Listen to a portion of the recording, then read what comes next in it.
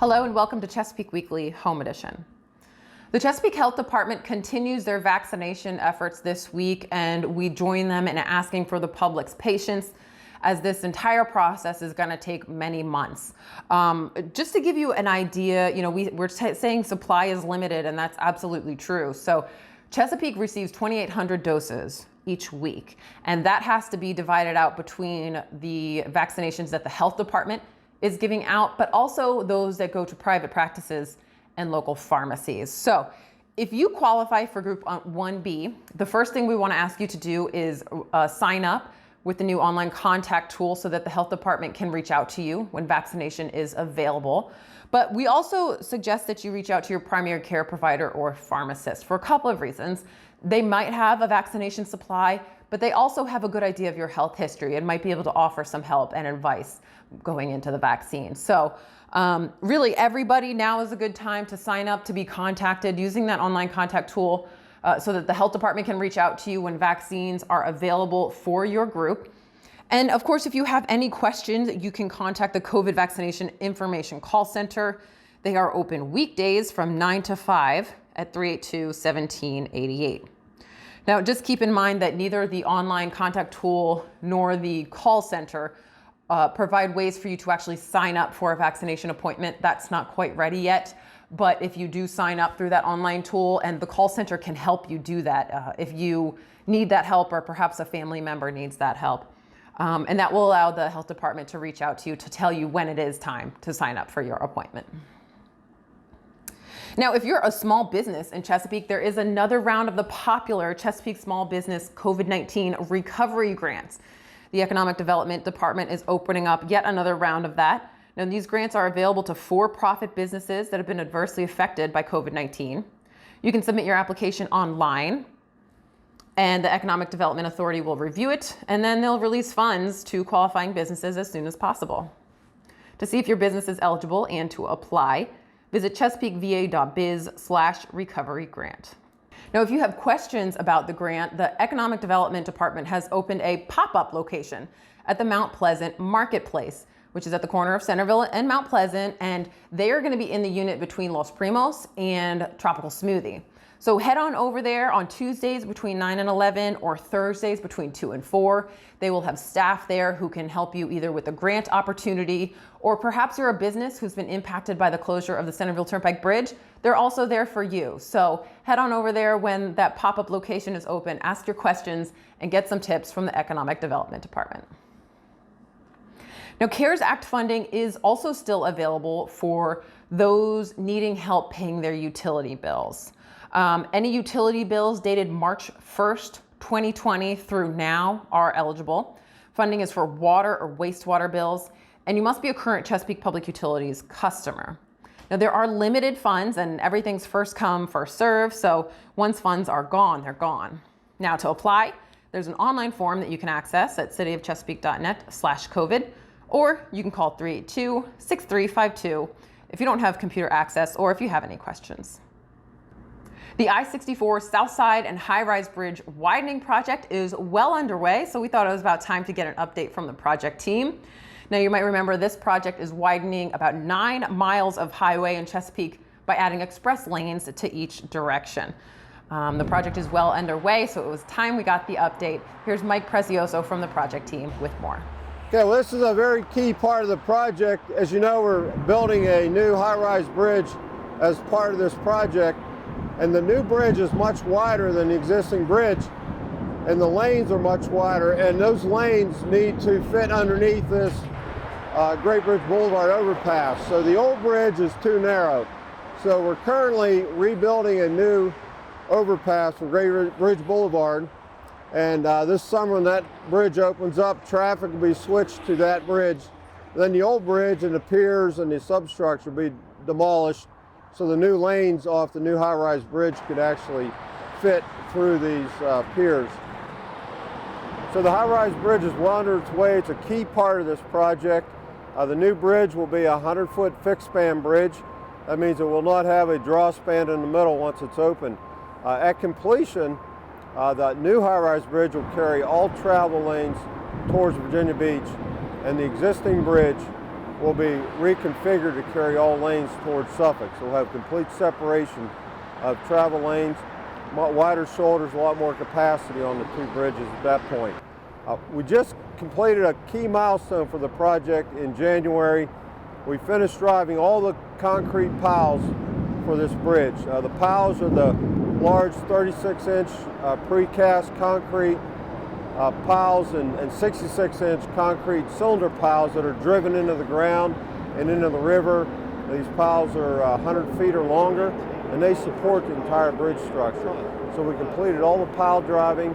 Over 6 miles of piles, if you line them up end to end, are driven in the ground and in the river to support this bridge. We're looking at finishing the new high-rise bridge in early summer 2022, and at that time the 2 lanes of traffic that are currently heading towards Virginia Beach on the existing bridge will be shifted to the new bridge. So we'll end up with 2 lanes on the old bridge and 2 lanes on the new bridge, and that will give us an opportunity to tie in the structures and complete construction by the end of 2022. So there's even a lot of work happening after the new bridge is open to get the roadway tied into the existing bridge and the new bridge. The project team is asking drivers to be very careful through the work zone. Be sure you slow down, pay attention to all of the signage, be aware of equipment and workers who could be working very close to the roadway, and most especially eliminate all of those distractions. Put the cell phone down. It is illegal now, by the way, to be holding your cell phone, so get that out of the way and pay close attention when you go through the work zone. If you're interested in getting updates on the project, including travel advisories when that's necessary, you can sign up to receive those at 64highrise.org. Now, the high-rise bridge is just one of so many throughout Chesapeake that go over the many, many waterways we have. And while the waterways are truly a beautiful addition to our city, with that water comes some safety concerns. And that's why the Chesapeake Police Department has a specialized marine patrol unit. Take a look. Hi, I'm Officer Dupre Foster with the Chesapeake Police Department. Today we're going to learn about how officers patrol more than just in the streets in a vehicle, they actually patrol in the water. We're going to learn about a marine patrol unit. I'm a reservist for the United States Coast Guard, and always had an interest for just boats and the water, and we have a unique area that we live in, being surrounded by water, and just the huge military presence in this area. It just was always a desire of mine to explore the field, and I don't regret a second of it. Well, I spend a lot of time throughout the year hunting and fishing. I'm an avid outdoorsman, and I just love being out in the outdoor setting. And what a better way to interact with our citizens than being out in an environment that I love to be in. So we have multiple boats here within the Marine Patrol Unit. We operate a 27-foot safe boat. We do have a 24-foot Boston whaler as well as a 24-foot skiff. And here we have a couple Zodiacs here that allow us to get into some shallow water operations. The majority of our day, we're usually we're educating the boating public. That's the first and most important goal out there, because you get a lot of new boaters on the water, and they're not familiar with laws and the right-of-way, so to speak. And then, of course, enforcing any law on the water. No wake, slow down! We'll check mainly no wake zone enforcement. They're currently doing construction on the high-rise bridge, so that's been a hot spot with the wakes. So a lot of things that we're going to respond to is going to be related to boaters in distress or swimmers in distress, or possibly securing an accident scene on the water or hazards to navigations. We'll assist the port, and we'll also assist the Coast Guard, and sometimes the Corps of Engineers will call us out. For example, when we had the bridge struck here recently here in the city of Chesapeake, one of the first units they called was us to come out and help secure and check on damage of the bridge. We have a SAR forum every year, a search and rescue forum for the area. It's actually named after one of our fallen officers, Todd Dooley. And it's all agencies around Virginia and different branches of the military. We all get together and we train together and practice exercises together, and we all build off those skills. You gotta have the dedication for it. You gotta have quick decision-making skills and just have that determination and drive. This is a very rewarding job. You have to want to help people, you got to love people, love to interact with people. As far as getting into Marine Patrol, you have to be one of those people that loves the outdoors, love the outdoor setting. I would say get with your local department, ask that particular specialty unit, what types of calls do they do, because it's a little different for all of us. We all have different terrain. Get familiar with your boating laws, get familiar with your fishing and hunting laws, because those are an aspect, a lot of the things that you'll be dealing with.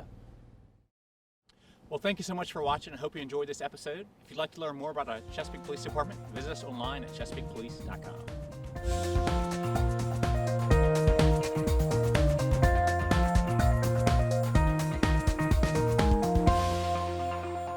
That video is one in a series of videos about the Chesapeake Police Department, introducing you to the men and women who serve our community and the many different divisions that exist within that department. So you can find all of those videos at youtube.com/Chesapeake Television. And if you're interested in joining the team, there's more information available to you at chesapeakepolice.com. Switching gears now to trees. Chesapeake is very proud of its tree cover, and in fact, it's been a member of Tree City USA for well over 30 years at this point. Trees are proven to really do great things for a community. They improve mental health, they raise real estate, property values, physical health benefits, really so much more, and of course, all of the environmental pluses. So trees are awesome. If you're interested in learning more about trees, there's lots of opportunities. One is the upcoming tree tour led by the Chesapeake Master Gardeners. Enjoy a walk through the historic Battlefield Park and learn to identify trees while learning some fun facts. Join the tour this Saturday starting at 9:30 at Battlefield Park, right by the Great Bridge.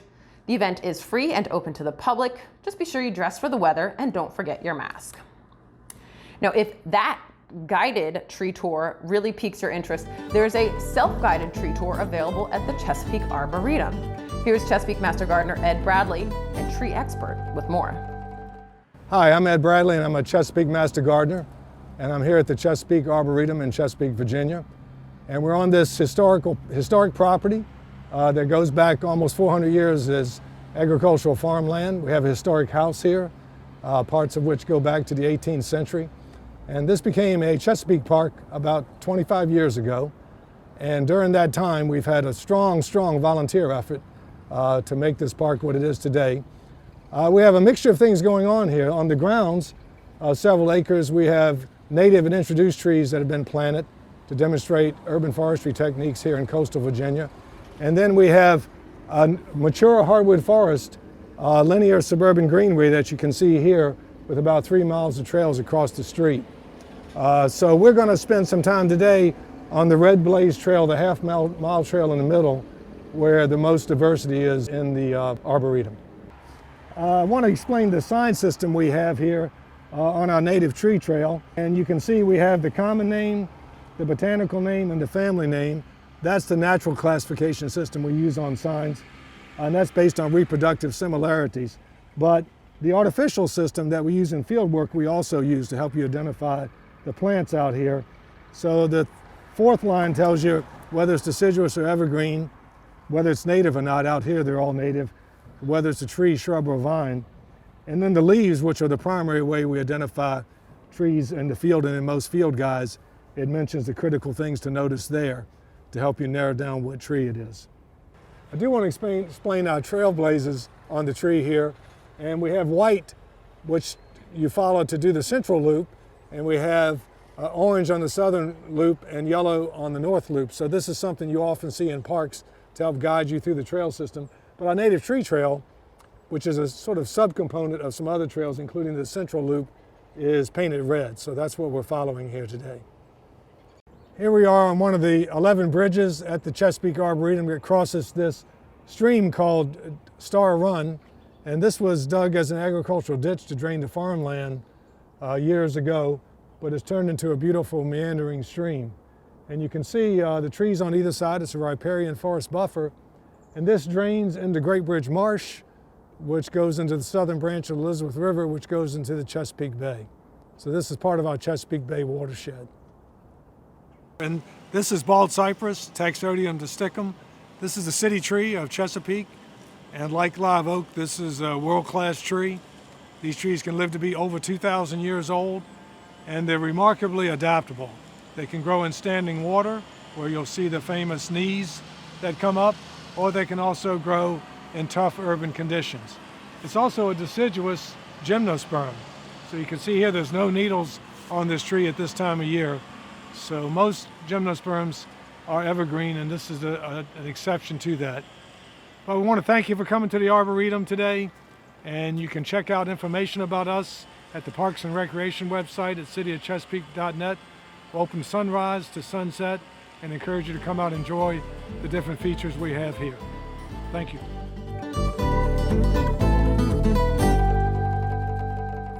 Now, if tree planting is on your to-do list, there's a funding opportunity available for community groups. The Chesapeake Environmental Improvement Council is tasked with distributing funds from the Specialty License Plate Fund. So you might have seen those special Chesapeake license plates. Well, when somebody purchases them, a portion of that cost stays right here in Chesapeake for beautification funds. How cool is that? So whether it be the installation of a whole new garden with some beautiful native plants, or maybe you're trying to resurrect an eyesore along the roadways, there's lots of different ways to beautify your community, and you could get some funding to help you with that. Learn more about the opportunity and apply by March 31st at cityofchesapeake.net/CEIC. And while we're talking CEIC, here is their February environmental tip. I'm Heather Barlow with the Chesapeake Environmental Improvement Council, and this is February's environmental tip. Scoop the poop. Show the earth some love by cleaning up after your pet. Moving on now to Black History Month. You know, one of the best things we can do during this month is educate ourselves on both the struggles and the achievements of African Americans then and now. And what better place to turn to for education than the library? Chesapeake Public Libraries are offering a wonderful variety of opportunities to learn during Black History Month. You know, one of the things they're offering that I'm really loving now and I'm sharing with my daughter are their weekly story times. Here's a little clip to see what that's all about. Hi, I'm Vivian Washington. I'm with Chesapeake Public Library. Today I'll be reading I'm Enough by Grace Byers, illustrated by Katura A. Bobo, published by HarperCollins. Like the sun, I'm here to shine. Like the voice, I'm here to sing. Like the bird, I'm here to fly and soar high over everything. Now they're also hosting cooking segments, music, cultural appreciation through podcasts, crafts for kids, self-care tips, and of course, historical facts to help you dig deeper into the African American experience from both then and now. Find all of the library's offerings at chesapeakelibrary.org/Black History Month. Well, that does it for this week. Thank you so much for watching. Everyone stay healthy, and we'll see you right back here again next week.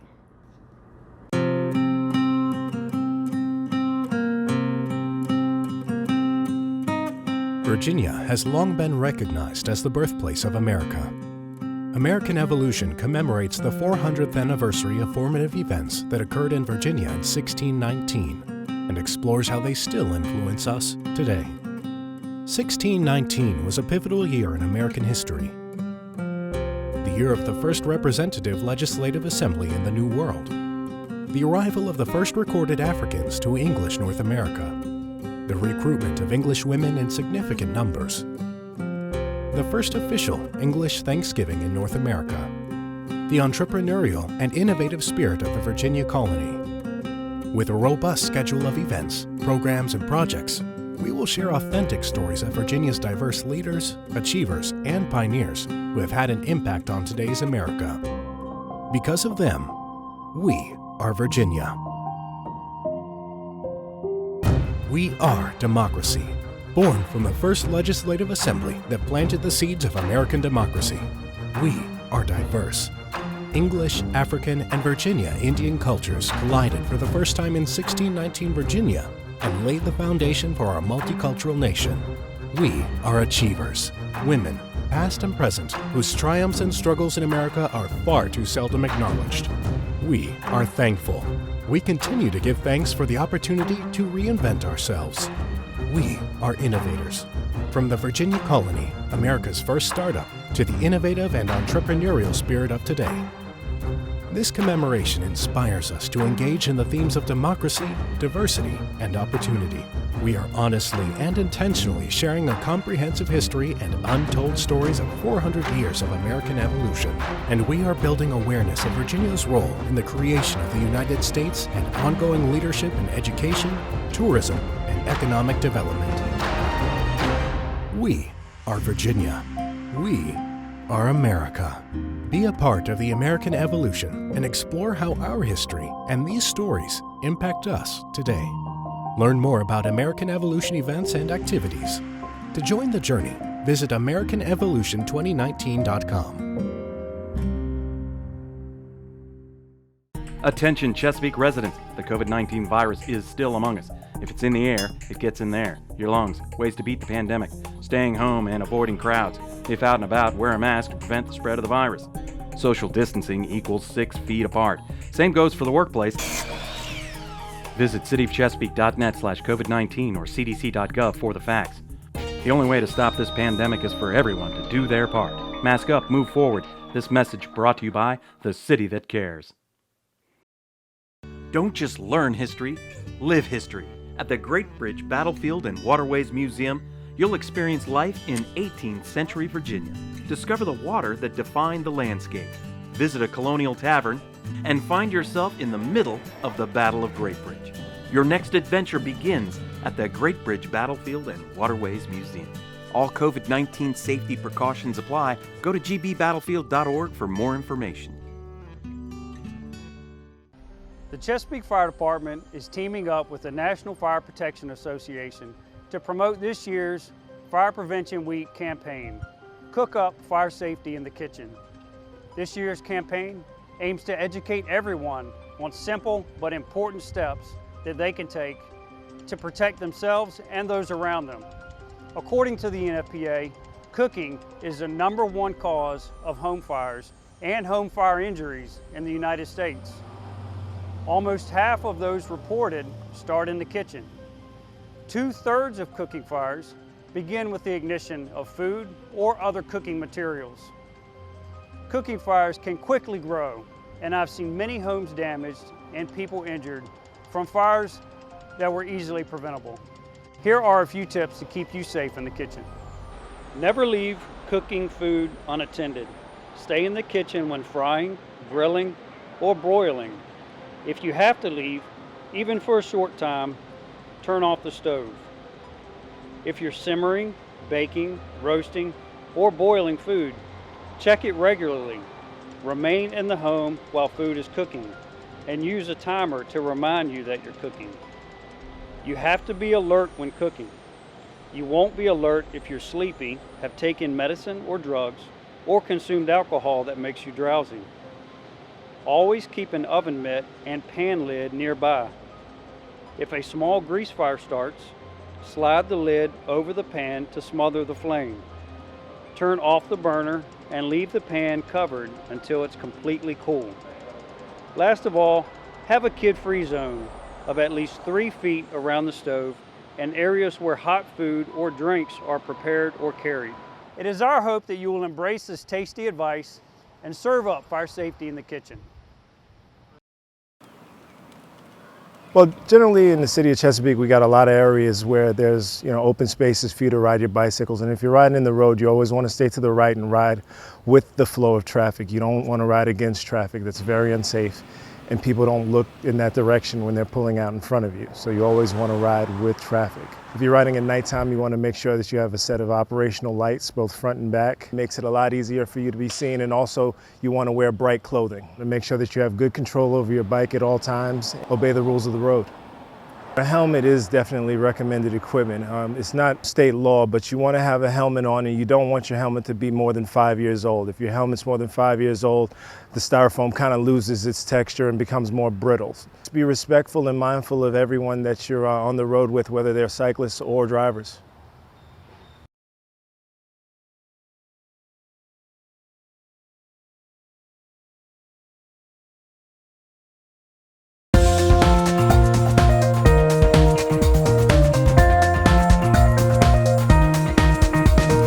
Hi, I'm Officer Dupre Foster with the Chesapeake Police Department. Today we're going to learn about how officers patrol more than just in the streets in a vehicle, they actually patrol in the water. We're going to learn about a Marine Patrol unit. I'm a reservist for the United States Coast Guard, and always had an interest for just boats and the water, and we have a unique area that we live in, being surrounded by water, and just the huge military presence in this area. It just was always a desire of mine to explore the field, and I don't regret a second of it. Well, I spend a lot of time throughout the year hunting and fishing. I'm an avid outdoorsman, and I just love being out in the outdoor setting. And what a better way to interact with our citizens than being out in an environment that I love to be in. So we have multiple boats here within the Marine Patrol unit. We operate a 27-foot safe boat. We do have a 24-foot Boston whaler as well as a 24-foot skiff. And here we have a couple Zodiacs here that allow us to get into some shallow water operations. The majority of our day, we're usually we're educating the boating public. That's the first and most important goal out there, because you get a lot of new boaters on the water and they're not familiar with laws and the right of way, so to speak. And then, of course, enforcing any law on the water. No wake, slow down. We'll check mainly no wake zone enforcement. They're currently doing construction on the high-rise bridge, so that's been a hot spot with the wakes. So a lot of things that we're going to respond to is going to be related to boaters in distress or swimmers in distress, or possibly securing an accident scene on the water or hazards to navigations. We'll assist the port, and we'll also assist the Coast Guard, and sometimes the Corps of Engineers will call us out.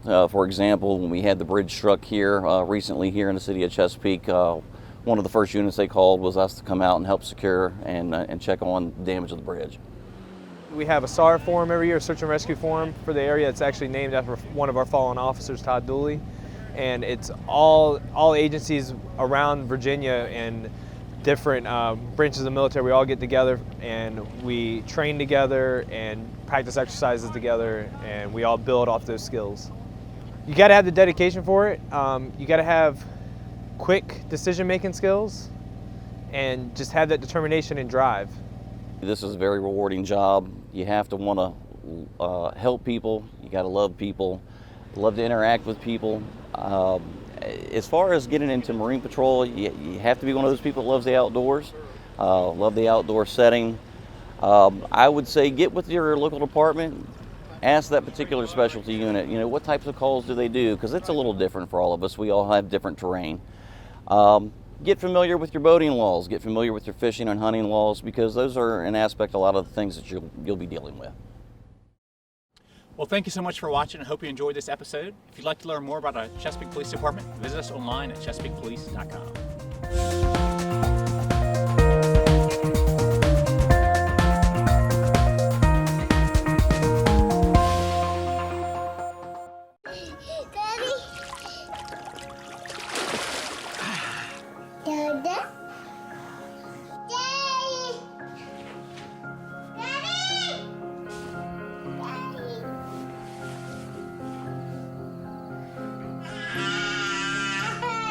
Yeah.